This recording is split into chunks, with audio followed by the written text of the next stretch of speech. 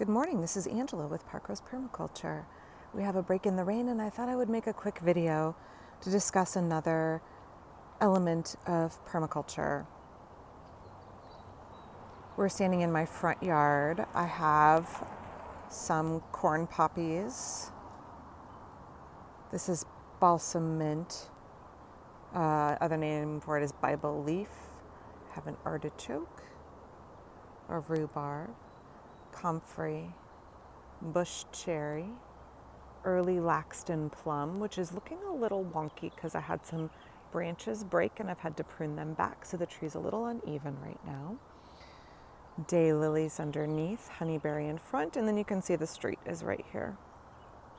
This is a bed that I put in last year. This used to be a year ago, this was a driveway.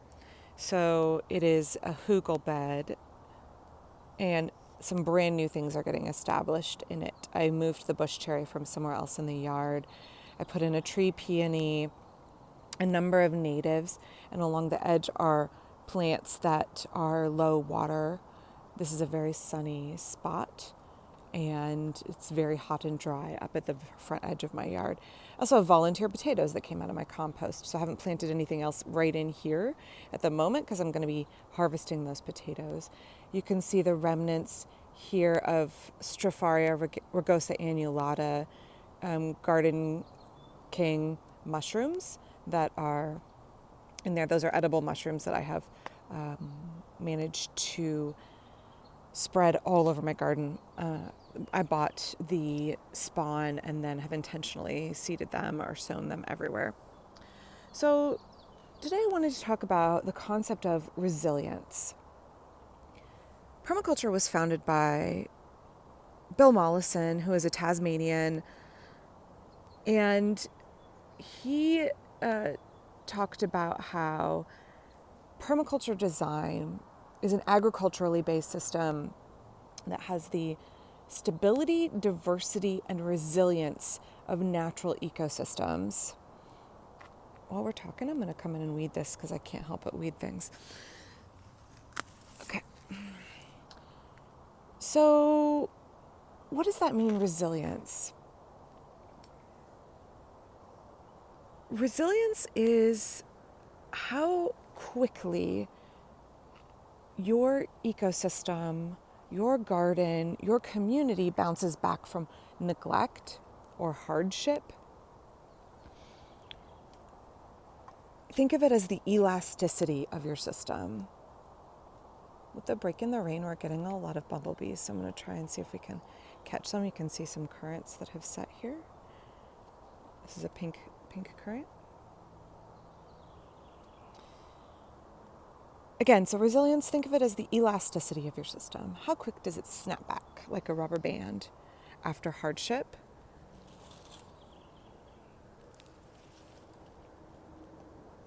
After periods of neglect. So I think about, for me, how I design my system. You can see all of the peaches here. Sorry, I've got a lot of peaches set. For me, when I think about resilience, I think about what if something happened to me in my life and I was unable to garden for a period of time. What would it take to get my garden back into shape? And that's happened to me. I've broken both of my legs. I've had babies. I've had seasons in my life where I've not been able to get out in the garden for a while. I really like cranesbill geraniums, so I have a lot of them that I've put in. They make great ground cover.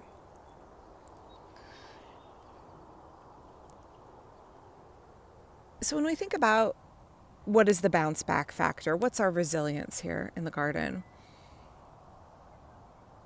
Can I let my garden go for a while because economic hardship has caused me to need to work more hours outside the home, or injury or illness or other life circumstances mean that I can't take care of things like I would like to? If I can come in and with minimal work get my system up and going again, that's an indicator of resilience. So I know some of you watch Jeff Lawton's videos. I really enjoy his videos a lot. He talks about going into some of his old permaculture establishments where they've been neglected for 10 years, and with minimal work and pruning and chop and drop can get the food forest back to productivity. So one of the things that makes a garden resilient is having plants that can take care of themselves. Plants that are hardy, disease resistant, and don't need a lot of hand holding. I'm gonna stand up here, so sorry if this gets shaky. I can look at the comfrey and my blackberry that's blooming, just starting to bloom.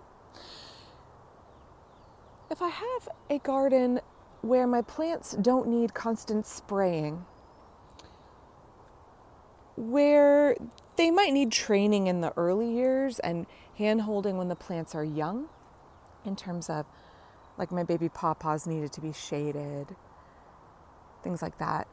But as the plants mature, they need less and less work, and they aren't disease prone, and they aren't pest prone.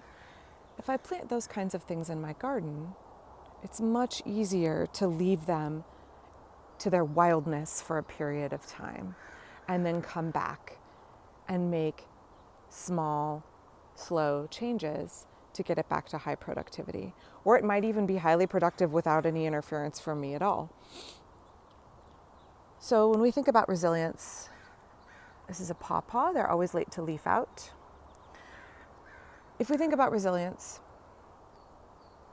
we want to think about planting a diversity of plants in case a disease does come through, right? If my bounce back factor is going to be high, I need a diversity of plants so that if I'm not completely wiped out by one disease or one pest that sweeps through. I'm going to have plants that are resistant to that type of disease, and I'm going to have many different varieties and many different species so that if one thing does get wiped out, I'm not devastated. That's part of the reason permaculture gardens look so wild to some people's eyes, and why they have so many different things growing in them, which doesn't work for our modern system of industrial agriculture, which wants uniformity. Nature isn't uniform. So as Mollison says, we're trying to mimic nature because nature's system works. Oh, these are my ground cover. I really like having the native strawberries for ground cover. Okay. So permaculture gardens have a tremendous variety so that you aren't devastated and you can bounce back if a disease moves in, like we got the pest of the gooseberry maggot that came into Oregon several years into my gardening.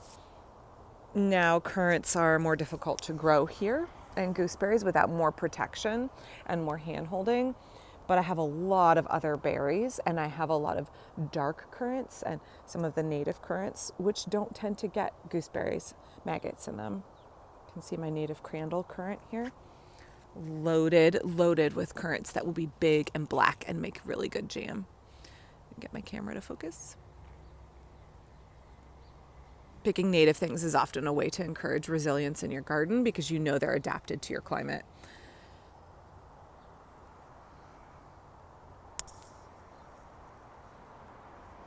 In order to encourage resilience, I often find that I'm removing things that are fussy and high maintenance. I've spoken of this before. I love apricots. They're quite possibly one of my favorite tree fruits. And I took my only apricot out because in Oregon they're so prone to shot leaf disease, rust, bacterial canker, all kinds of fungal and bacterial problems, and you have to spray them a lot and prune them a lot and hand hold them a lot. And I wasn't willing to do that. So I took out my lone apricot tree and I put in a fig instead, which has required nothing from me except pruning. And it missed being pruned one of the summers when I had a broken leg and got enormous. And then the next year I took it way, way back and it's doing incredibly well. So it has that resilience factor of pruning really invigorates it, and it can handle really harsh pruning. These are aronia berries, also called chokeberries. another hardy food that requires very little work from me. You can see this is incredibly happy here. It's so happy that it and this blueberry are obscuring my path. This is a path to the backyard. Also very happy rhubarb. I don't know the name of this variety. I have lots of varieties that I get from people that are old varieties, and I don't know the names. So I hear people talk a lot in permaculture and in sustainable agriculture and regenerative agriculture about that concept of resilience. So I hope that gives you a little peek into what we're talking about when we speak about resilience.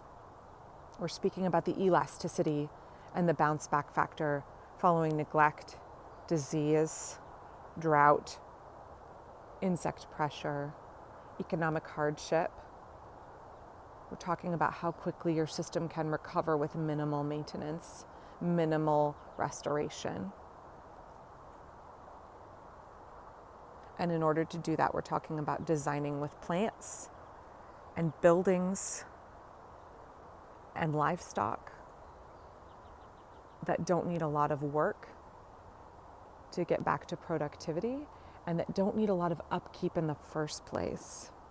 I'm always shocked when I find things that I have completely neglected for a period of time doing better than I had expected, doing just fine without any interference from me. So again, mimicking those systems that nature has. Here's another look at my impending persimmon blossoms on one of my persimmon trees. I hope that helped you understand a little bit about the concept of resilience. I will be back later. We will talk about that concept more in depth because I think it's incredibly important, particularly in our current situation, but just in general in permaculture. So if you enjoyed this video, please like it. Please subscribe to my channel. And if you have questions or things you would love to see covered, please let me know in the comments. I also have an Instagram. It's Parkrose Permaculture. You can leave comments and questions there. I post every single day, pictures from around my garden or what I'm cooking or things like that. All right, I will see y'all tomorrow.